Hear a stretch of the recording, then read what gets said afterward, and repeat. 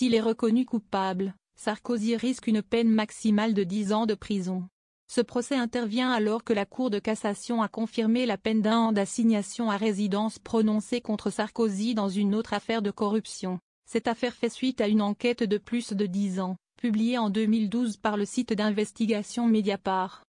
Selon l'acte d'accusation, le gouvernement de Mouammar Kadhafi est accusé d'avoir effectué des transactions financières illégales d'un montant total de 50 millions d'euros pour soutenir la campagne électorale de Sarkozy.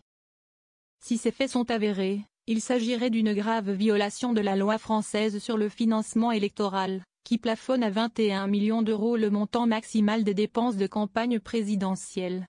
Le parquet allègue que l'argent a été transféré illégalement dans le système financier français par l'intermédiaire d'intermédiaires, présentant des signes de blanchiment d'argent, afin de dissimuler l'origine illégale des transactions. Les allégations de financement libyen remontent à 2011. Lorsque la guerre civile libyenne a éclaté. À cette époque, alors président français, M. Sarkozy a décidé de mener une campagne militaire de l'OTAN pour renverser le régime de Kadhafi.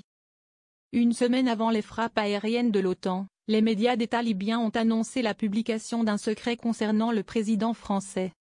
Le 16 mars 2011, M. Saïf al-Islam Kadhafi, fils de l'ancien dirigeant libyen, a publiquement accusé M. Sarkozy d'avoir reçu de l'argent de la Libye et a exigé qu'il le restitue au peuple libyen. Un personnage clé dans cette affaire est M. Ziad Takieddine, un courtier en armes franco-libanais proche de personnalités politiques françaises de droite, dont M. Sarkozy. M. Takieddine a déclaré avoir servi d'intermédiaire pour présenter M. Sarkozy à Kadhafi et avoir personnellement transporté des valises d'argent liquide de Libye en France afin de financer la campagne présidentielle de M. Sarkozy. Takieddine avait déjà fait l'objet d'une enquête dans une affaire de trafic d'armes, connue sous le nom d'affaire Karachi, impliquant des fonds soupçonnés d'avoir financé la campagne électorale de l'ancien Premier ministre français Édouard Balladur en 1995. Lors de son interrogatoire, il avait évoqué de manière inattendue un versement de 50 millions d'euros de la Libye à Sarkozy. En 2018, Takieddine avait confié à Mediapart avoir personnellement transporté des valises d'argent liquide entre la Libye et la France. Cependant, en 2020, alors qu'il était en fuite au Liban pour éviter une peine de 5 ans de prison pour l'affaire Karachi, Takieddine s'est soudainement rétracté, affirmant que ses précédentes accusations contre Sarkozy étaient inexactes et avaient été censurées. Face à cette contradiction, le parquet français enquête pour savoir s'il y a eu une quelconque ingérence visant à modifier le témoignage de Takieddine. Sarkozy et Carla Bruni Sarkozy sont également visés par une enquête. Dans cette affaire, Sarkozy est poursuivi pour une série de chefs d'accusation, notamment de complicité de financement illégal de campagne, de blanchiment d'argent et de corruption passive.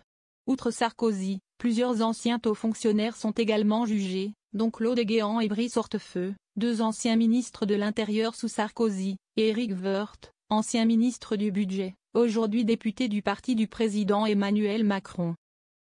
Tous les accusés ont nié les accusations. Il s'agit de la 3e affaire pénale à laquelle Sarkozy est confronté depuis son départ de l'Élysée en 2012. Il avait été condamné à 1 an de prison en 2021 pour avoir délibérément dépassé les plafonds de dépenses lors de sa campagne présidentielle de 2012.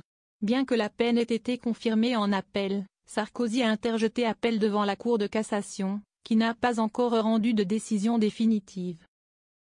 Tout au long de l'enquête et des poursuites, Sarkozy a nié à plusieurs reprises toutes les accusations et a affirmé avoir été victime d'un complot politique.